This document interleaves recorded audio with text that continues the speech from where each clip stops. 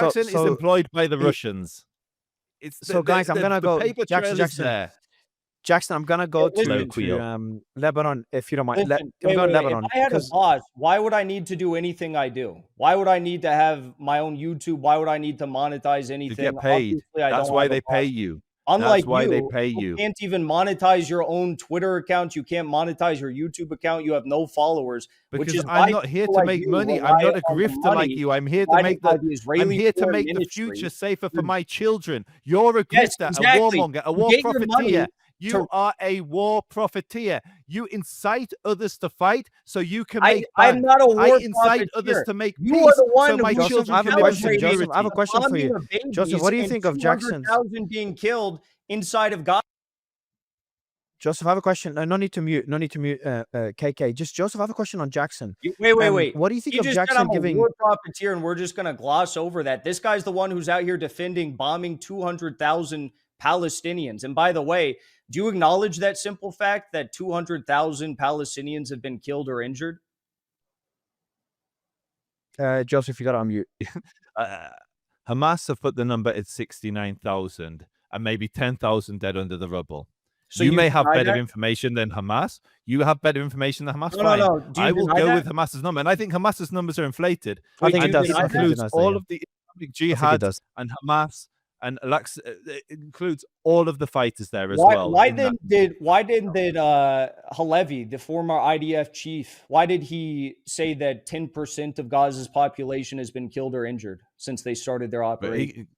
He can say what he wants. Hamas have the best understanding of who's being killed. Wait, so you're denying the official state line from Israel that they slaughtered 200,000 or the identification number of every...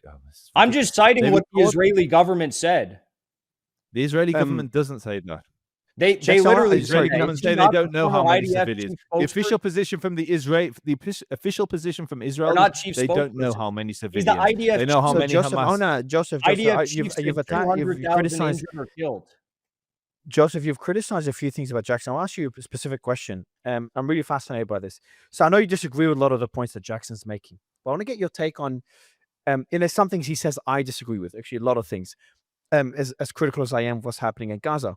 But there's one thing he does that polarizes people, is that he interviews people that usually no one dares to interview, whether it's leaders in Yemen, Hamas leaders. I think you've gone to Iraq as well, Jackson. You've interviewed one of the groups in Iraq or Syria. I think it's Iraq. Was it Iraq? Iraq. So, Joseph, my question to you is, and that kind of goes to the whole debate that's happening in the US between Tucker and Ben Shapiro. What are your thoughts on giving a voice, interviewing, whether even if you disagree with what they say, giving a voice to the people that usually don't get a voice on most mainstream media platforms?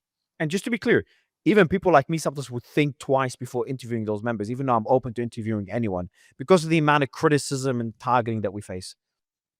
So, yeah, I think you're conflating two things. Journalists have interviewed Hezbollah. Journalists have interviewed Hamas.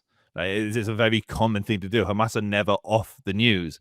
How are they getting on the news? They're being interviewed. There's not an issue interviewing members of prescribed terror groups. The issue is when you endorse or support them.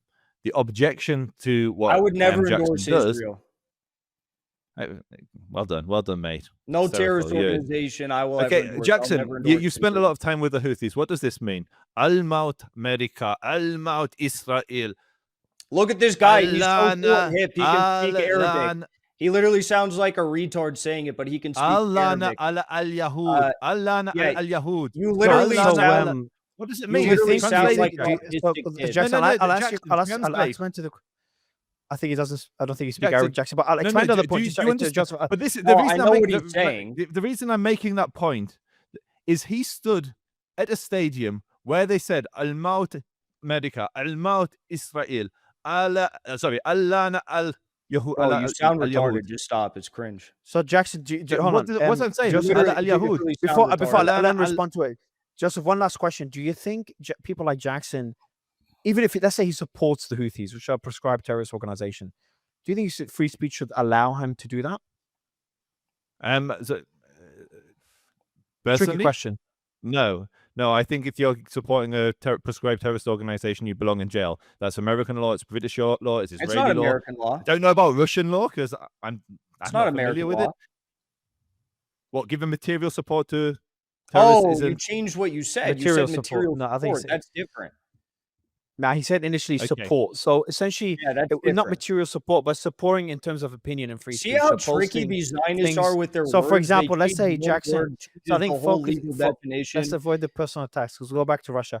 So, Amazing. Joseph, on the point of, let's say, making You points realize that he are fucked up, that so he changed what he oppose said. U.S. policy. For example, making the point that the Houthis are, what they're doing is self-defense, or criticizing Israel and saying Houthis are defending the Palestinians, defending the Palestinian cause. Do you think this should be allowed? Sorry, say it again. So supporting positions that the Houthis or Hezbollah take, not material support, but supporting their positions, do you think that falls under free speech? I know this is a It bit more depends on extreme those than what we're seeing positions. between Shapiro. So let's say, what's a It- position that's So, that, but that Jackson? what I think isn't relevant. I care about American law. I care about British law. I care about the law You of the don't land even you're know in. American law. What I wanted to know from Jackson is, do you know what I was saying? Yes, I know what you're saying. So can you translate it for us, just to make sure that you death know? to America, death to Israel, curse upon the Jews. Okay, so now can you explain how you celebrated with an entire stadium full of people screaming this? Well, Dick Cheney is dead and burning in hell for the millions of people that he was responsible for the deaths of. So I guess they got their wish there, insofar as the deep God's state curse neocon upon the killers Jews. of God's the curse neocon upon the government Jews. being. If you're not I an guess- anti-Semite, justify God's curse upon the Jews. Actually, the phrase directly translates to damn upon the Jews.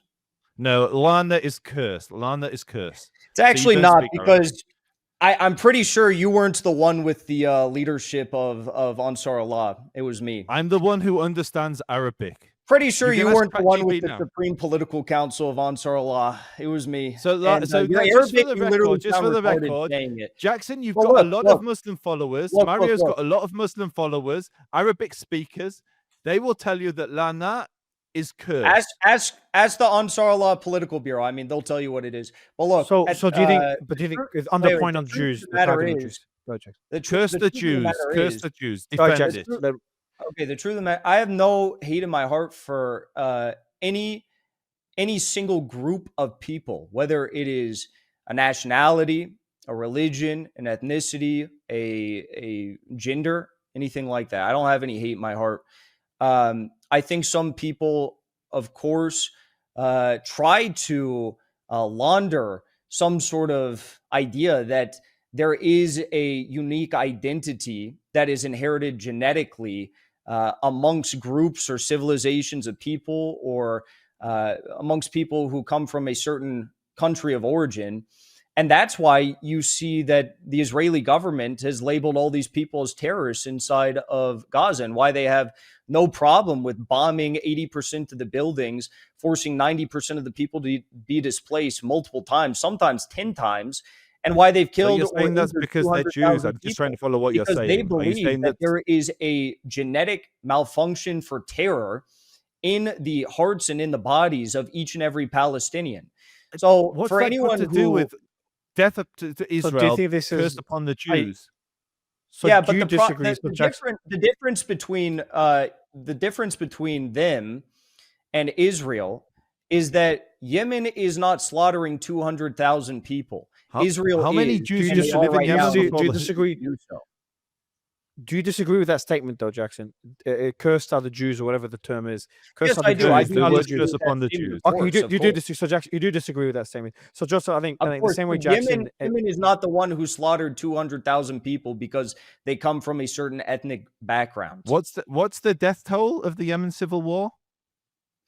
The death toll of the ISIS terrorists funded by the UAE and Saudi Arabia, What's the death toll? who were bombing civilians left and right all across their country at a point in time when you had the largest humanitarian crisis in the world taking place for years because the Biden administration refused to lift And the the naval Houthis blockade killed on our no one in country that and were war, right? starving The hundreds of Houthis didn't thousands kill of anyone. people. I don't know. It just seems like you want to ascribe any death that has ever taken place in Yemen to Ansar Allah, which is historically inaccurate. And even people who support the opposition would admit I that. didn't say that. I said Houthis have killed civilians and I'll be explicit. Houthis have killed civilians in Yemen. Well, you actually said, what is the death toll? And if you take into account the mass starvation that took place in Okay, so that's fine. You war, take back far what you said. I outpaced said anything all I So- said was, from what's the death peaceful toll? conflict. So So, you guys, don't I put want words in my to mouth. pivot. The last thing, the main developments right now happening in Lebanon and Syria. Jackson, you've been very critical of al-Shara. You've seen him meet Trump. I think they just met. Oh no, sorry, about to meet Trump. And there's been talks about a peace deal between Syria or some sort of agreement between Syria and Israel. The report says any second or any day. Is he doing the right thing? Is he trying to rebuild Syria? Or are you surprised by his intentions and his progress so far? Because I think that could be al-Shara could be one point that you both agree on. I might be the one disagreeing with you guys on this point, but are you impressed by his progress so far? You want me to go Is that first? is Yeah, you Jackson. can go Yeah, first. because I know you were critical. I think you were supportive of Assad. Well, Assad had many problems. No memes. He had real problems that he failed to address, and that's why the Russians ultimately didn't come and save Syria a third time after facing this massive threat. But when you look at Jolani, obviously, I mean, this guy, I know it's been wiped from his Wikipedia, but this guy is the former leader of ISIS, Al Qaeda, Ayatollah al-Sham. I mean, he spent his 20s beheading people all across Iraq and Syria. He's not a native of Syria. Now he's in the governing position. I think he's trying to moderate his positions. I think secretly we all know he's a terrorist that wants to behead any sort of ethnic minority or religious minority inside of Syria. We see that happening with the threat against the Druze. We see that with the Alawites. Thank God the Russians have some leverage there. I think it's a terrible position, but they've been able to keep the Tartus base and protect some of the Alawites. And I don't think Trump should be meeting with him. China said that they're not going to lift the terrorist designation on Jolani. I think that's the right position for any government to take, considering what this guy represents. The only point I'll make is that, if this guy falls, it's going to get very, very, very bloody in Syria, much worse than it's been over the past year. And no one wants to see any of this happen. But even Rubio pointed that out, that civil war is, could very well take place in Syria soon, and it's going to be absolutely terrible. And the last thing I'll say, I guess, quickly, is that it was Israel who provided medical assistance, documented medical assistance. They admit this in the Times of Israel. Former Israeli IDF generals admit this, that they provided medical assistance and armed the quote-unquote moderate rebels in Syria against Assad that brought us to this point. Joseph, I'd like you to respond, but also on al-Shara's developments recently with the meeting with Trump, and also the fact that Israel continues to strike Syria. So deal with the last comment Jackson made first and then address the others.